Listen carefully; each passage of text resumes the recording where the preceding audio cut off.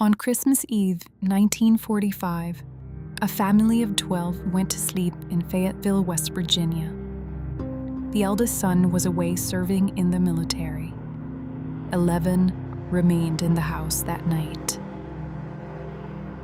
By morning, 5 of the children had vanished. Not died, vanished. The house burned to the ground. No remains were ever found.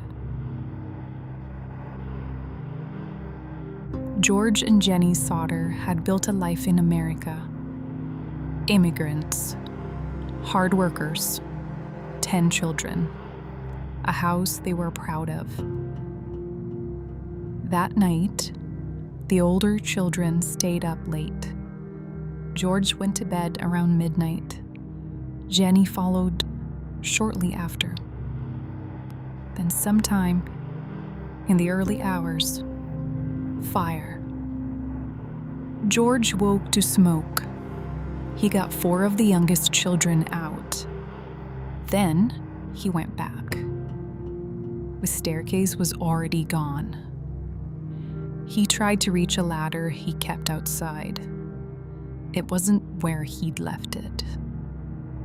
He tried to start his truck to ram the wall. The engine wouldn't turn over. Same engine he'd driven without trouble just hours before. By the time help arrived, the house was a crater of ash. 4 children escaped. George and Jennie escaped. 5 did not. Maurice, Martha, Louis, Jennie, Betty, ages 9 to 14. The investigation found no remains, no bones, no teeth, nothing.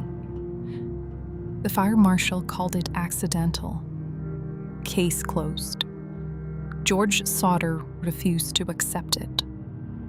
He started asking questions no one could answer.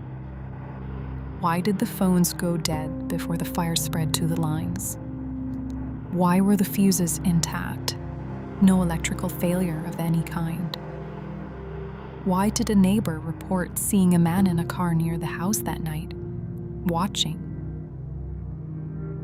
And why on a cold December night did a residential fire burn so completely that 5 children left nothing behind? Human remains survive house fires. Bones survive.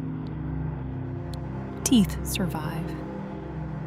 Forensic experts would later confirm the heat of an ordinary house fire cannot destroy a human body completely.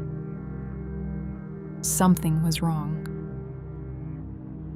George and Jennie spent their life savings on the investigation.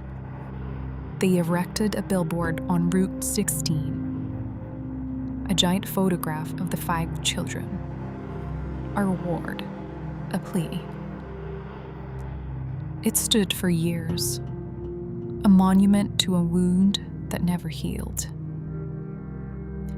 Then, in 1967, a photograph arrived in the mail.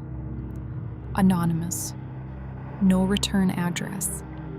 The family believed the young man pictured was Louis, older but recognizable.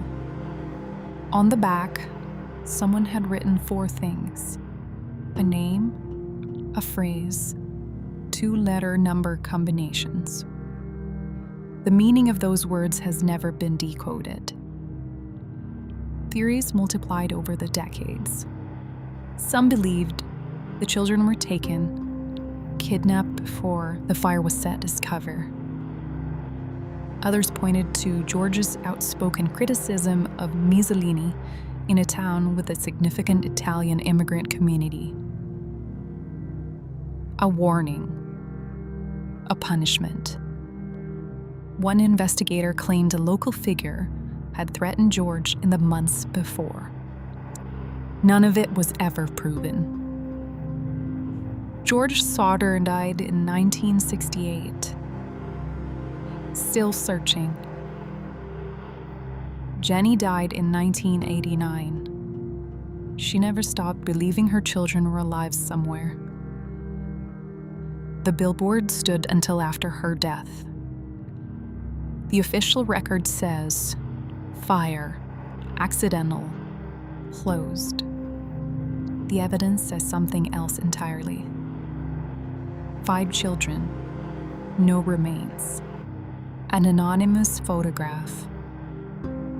A message no one can read. Some fires consume everything. Some questions never go out. Gravetide Studios.